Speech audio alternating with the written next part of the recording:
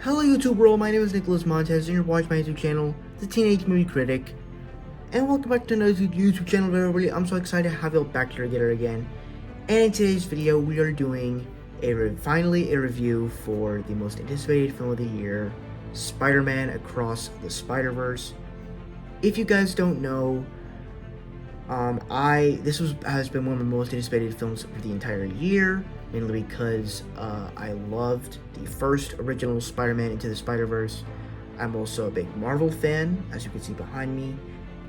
I'm also a big Spider-Man fan, as you see here, somewhere in there, somewhere over there. I'm just a huge Spider-Man fan, and so when they announced they're making a sequel, I'm down for it. And then all the trailers that we've been getting, the one from 2021, pretty great. The one from this last December, pretty great. The one from 2 months ago, pretty great. And then when we started to get all the news about what everyone's thoughts on this movie were saying, it's the best it's the next best Spider-Man movie, it's the next best Marvel movie, it's the next best animated film, it's the best next comic book movie, it's the next best movie of all time. And if you really think about it, everybody that loved Into the Spider-Verse said the same thing, if you really think about it. And honestly, for everybody that did say that with Into the Spider-Verse, I actually agree with them. Now, I'm not saying it's the best of every single category of genre and film category, but it is definitely up there. It is definitely up there in my top 5, or at least top 3. But now that we have, but that doesn't really matter. Other opinions don't matter with this review. What matters is my opinion, at least for this video. So now I've finally seen Across the Spider-Verse, and here are my thoughts.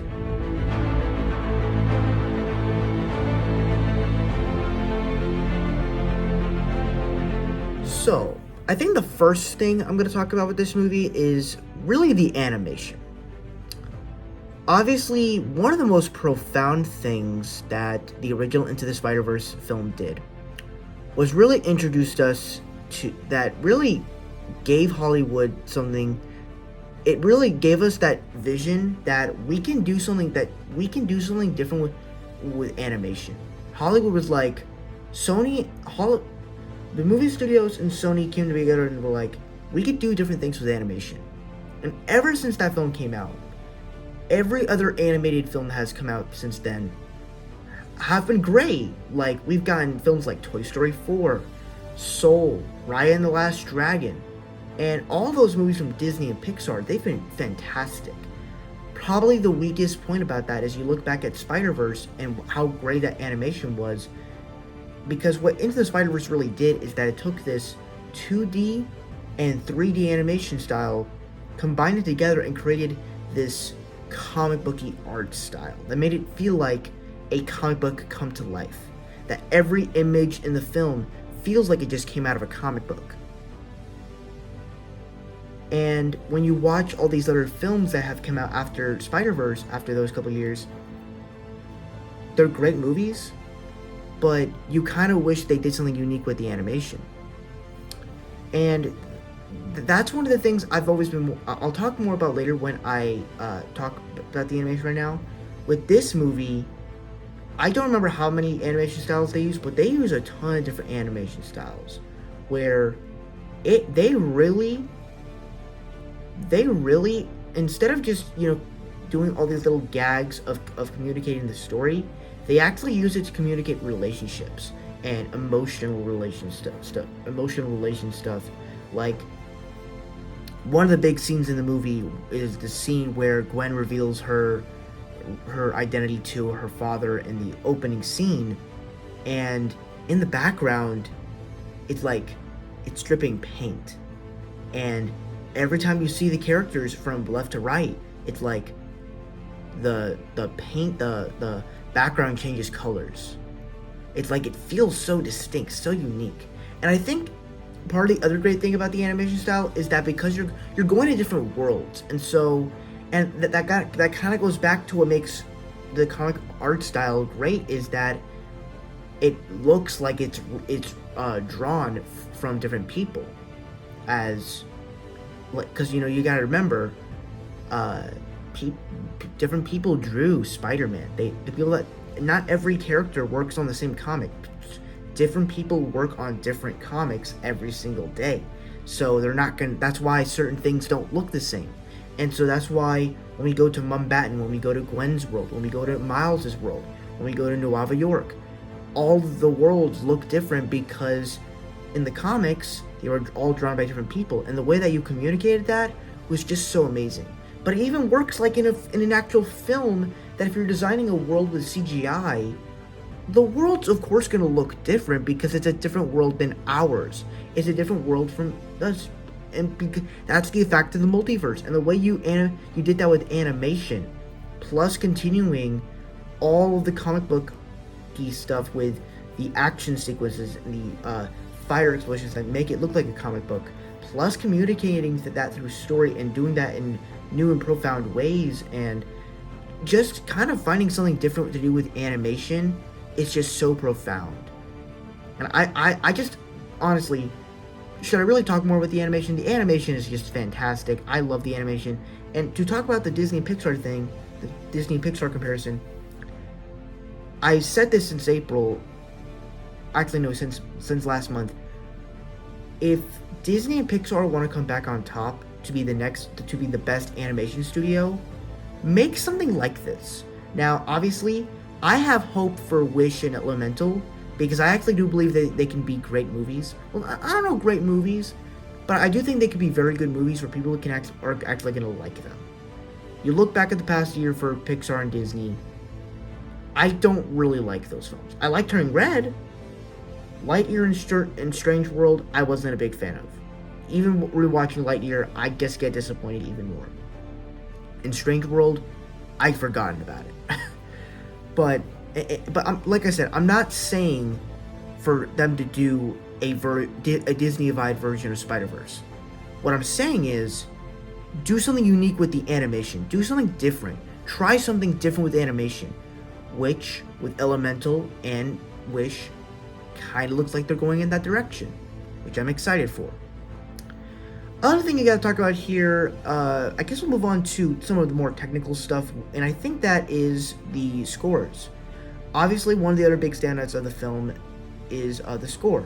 Is that, you can do basic superhero storytelling and character arcs and action, but when you're doing like scores, I thought the score for all the scores for this movie were better, probably a little bit better than the first movie.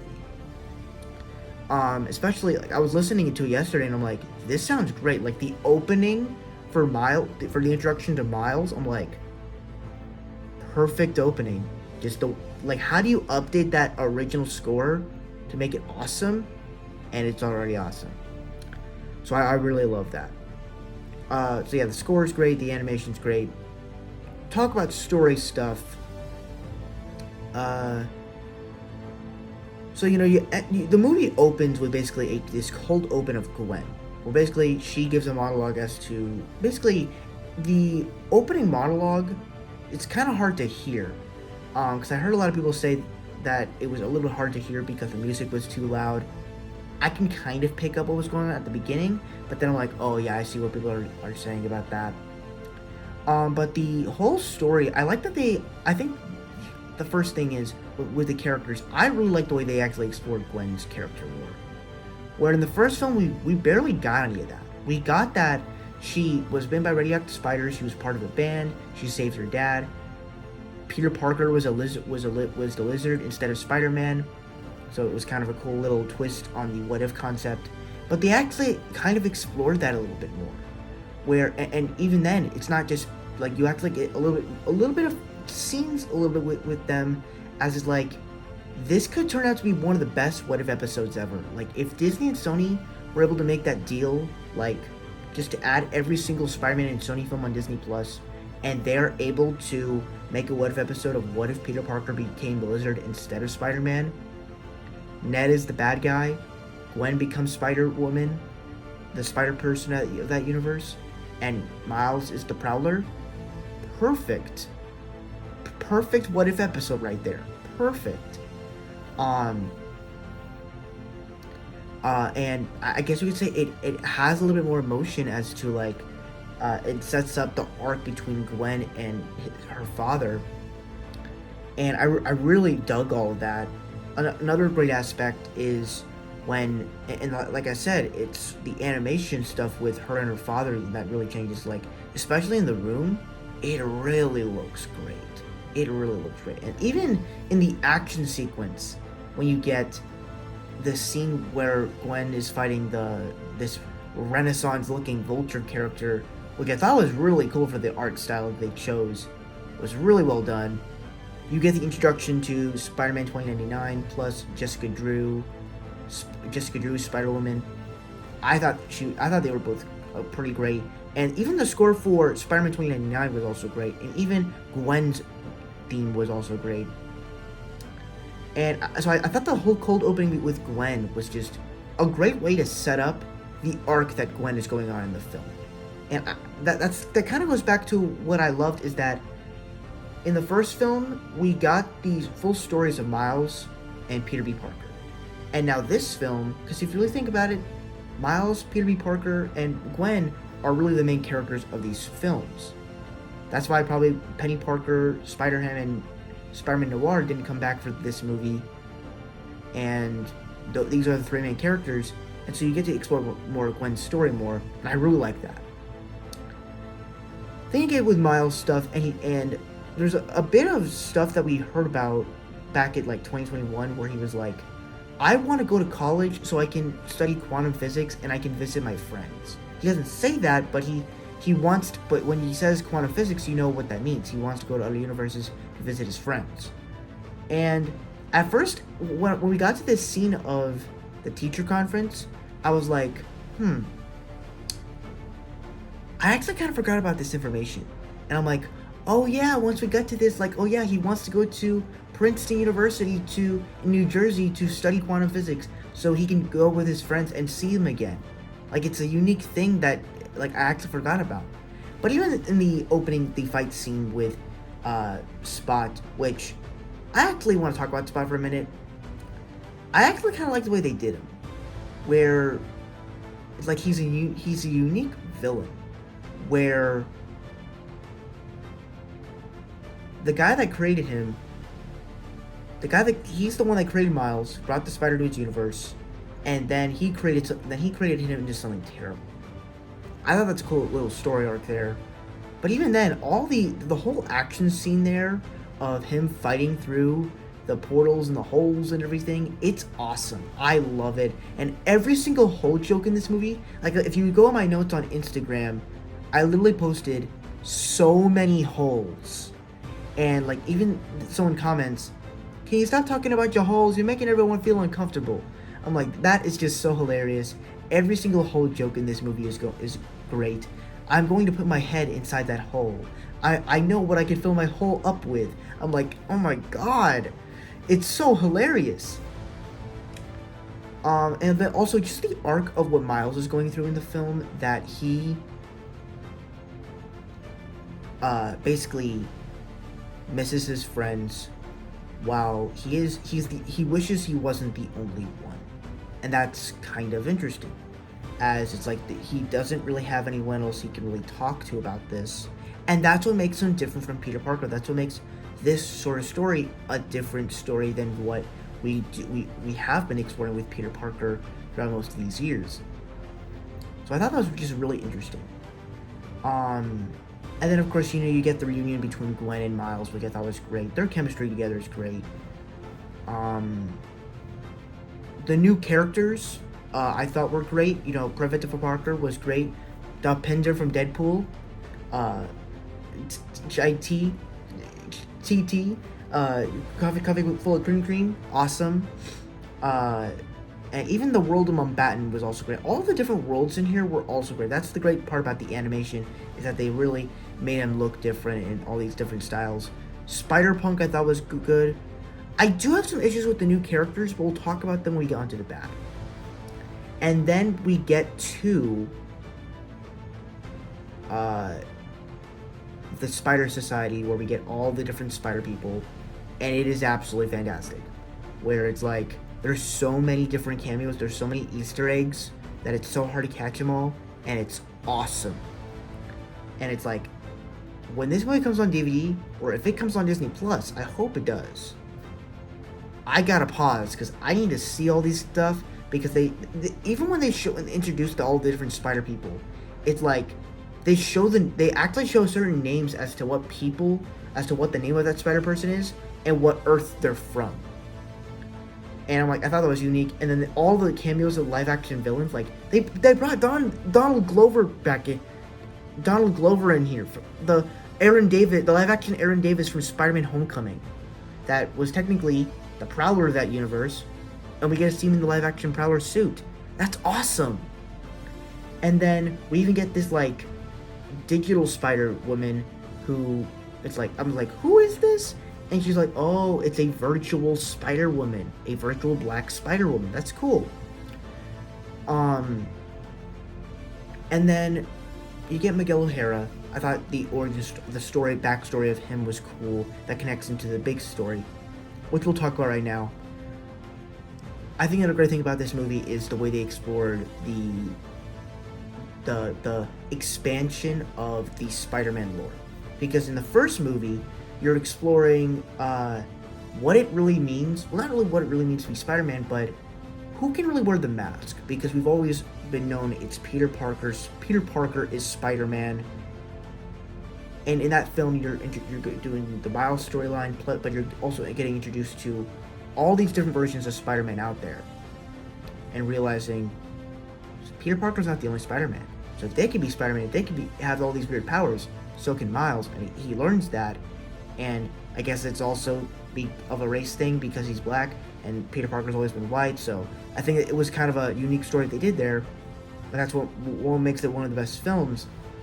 And in this movie, it kind of expands on that in every Spider-Man, in every Spider story, so every Spider person suffers a death, whether it's a family member or a police captain. Miles Morales suffered the death of his uncle in the first film, and his dad, I think you gotta stop to think, his dad is a police officer. Not a captain yet, but he's soon to be a captain. And he's like, oh, and you start to realize, like, oh, this is about to go down. And you're like, oh. And then he's like, when's it gonna happen? Miguel's like, 2 days from now. And you just start to feel like all the betrayals that Peter B. Parker and Gwen, they knew. And you just feel that betrayal. Like, they knew and they couldn't trust him. Like, Gwen wanted to see him because, like, she cares, but she knows that it's probably the right thing to do. And just the betrayal of it, the way that the scene played out, I just thought was great. You even get a cameo of Spectacular Spider-Man in there, I thought was great. And just the chase scene was great. You get more cameos. The big meme, I thought was great. And then even you get even more reveals as to this big twist, as you get that the spider that bit Miles was never meant to bite him. He was a mistake. Everything that played out into the Spider-Verse was never meant to happen. Because he got bit by the spider, all the events of it, Miguel has to deal with now. And it kind of took a big toll on him. And even in the way that they animated the backstory of Miguel O'Hara, I thought was great. As it makes sense a little bit. I thought that was great. And then we get into the big twist where he goes to the machine, gets back home, he goes to his house, and he finally reveals to his mom that he's Spider-Man. shows him, but she's confused. She doesn't even realize who Spider-Man is. And so then he's like, I need to talk to you, and then he glitches. And you're like, he glitched. When you glitch, you're in the wrong universe. So, where is he? And you start to realize, wait, the spider is not from his dimension. It's from Earth 42. So that means he went to Earth 42. The universe where that spider was supposed to bite that person of that universe. And then that version's Uncle Aaron walks through the door.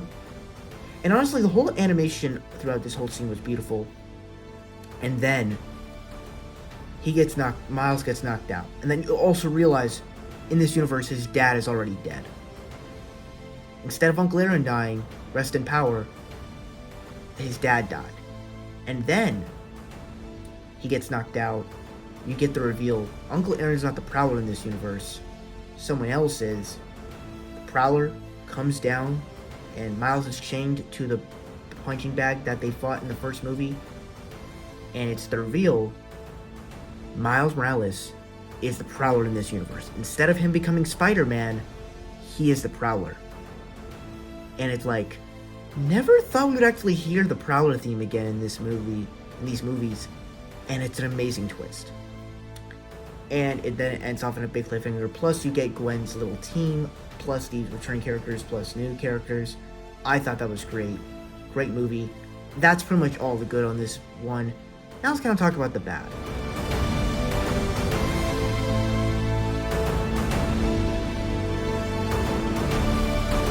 I think when it comes to the bad of this movie takes a little bit of time to get going. And it really has to do with the first couple of scenes in the movie. Some of the new characters, Private Parker and Spider-Punk, I wish we could have gotten more of. And I feel like the cliffhanger didn't feel like the complete story. Because it ended off a cliffhanger, the story didn't feel complete. That's pretty much all my issues with the film. I think overall the movie is great. It probably is a little bit too long, but overall I think it is really good. That's it for now. Before I get my final score, be sure down below. What are your thoughts on the movie? Did you guys love it? Did you guys hate it? Where are you between? Let me know all your thoughts down in the comment section below. With that, I got my score. Alright, so that's it for my scores. Thank you guys so much for watching. I really hope you enjoyed. Don't forget to like, comment, and subscribe. All my social media stuff in the about section over there. And I'll see you guys in the next video. Bye-bye.